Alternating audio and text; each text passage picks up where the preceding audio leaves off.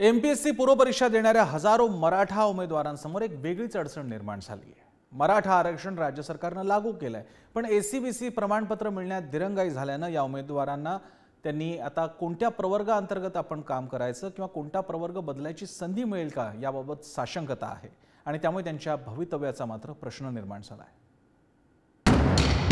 MPSC परीक्षा देणाऱ्या हजारो मराठा विद्यार्थ्यांची सध्या घालमेल सुरू आहे, कारण महायुती सरकारने कायदा करून मराठ्यांना दिलेल्या 10% एससीबीसी आरक्षणाचा लाभ घेता येईल की नाही याबाबत त्यांच्या मनात शंका आहे। एसईबीसी प्रवर्गातून आरक्षण घेण्यास हे उमेदवार पात्र असले तरी त्यासाठी प्रमाणपत्र मिळवणं कठीण झालंय।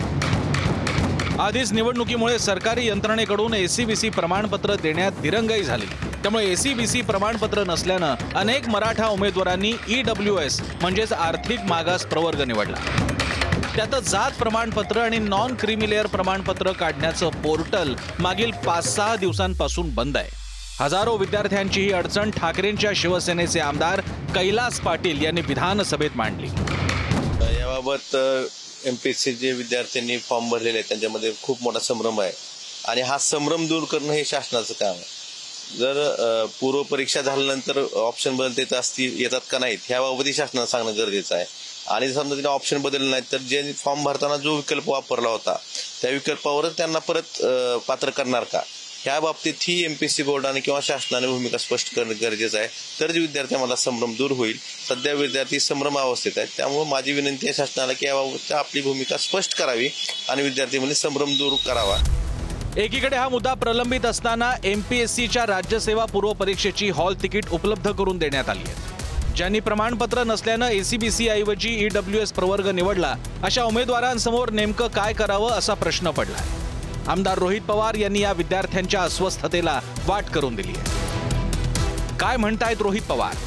मराठा समाजातील ईडब्ल्यूएस विद्यार्थ्यांना एसईबीसी प्रवर्गात जाण्याची मुभा उपलब्ध करून देताना त्यात संदिग्धता होती, त्यामुळे फक्त 8000 विद्यार्थ्यांनी एसईबीसीचा प्रवर्ग निवडला।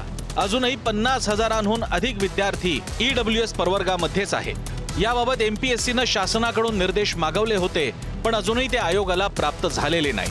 सदर बाब दुरुस्त झाली नाही तर हजारो विद्यार्थ्यांना फटका बसू शकतो, त्यामुळे सामान्य प्रशासन विभागाने या संदर्भात एमपीएससीला तात्काळ निर्देश द्यावे।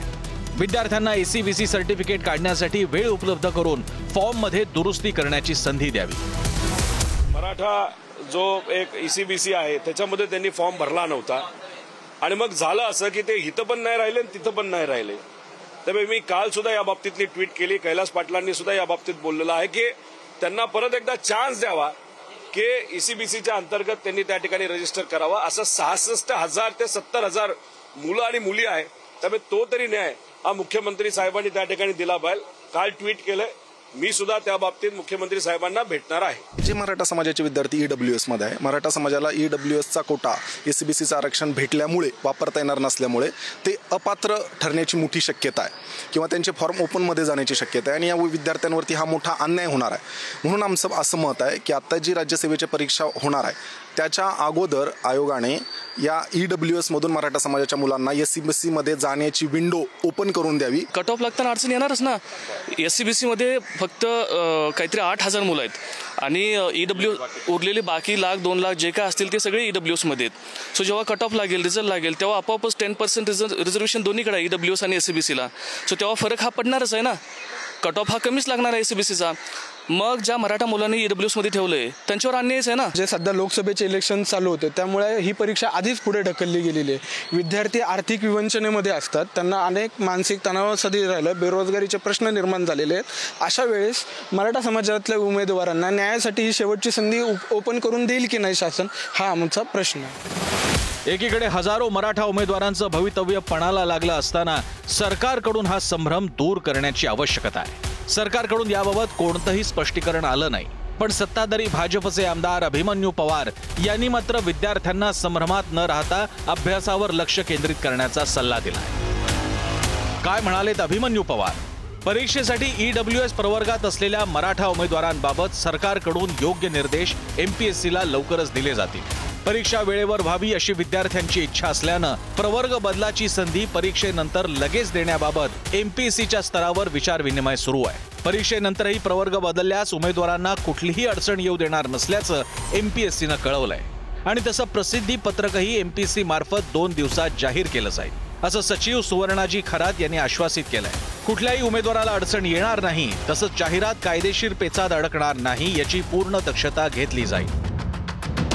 अभिमन्यू पवार यांनी एक्स पोस्ट करून दिलासा दिला असला तरी सरकारकडून अधिकृत भूमिकेची उमेदवारांना प्रतीक्षा आहे. कारण अनेक वर्ष अभ्यास केल्यानंतर भवितव्याची त्यांना चिंता आहे.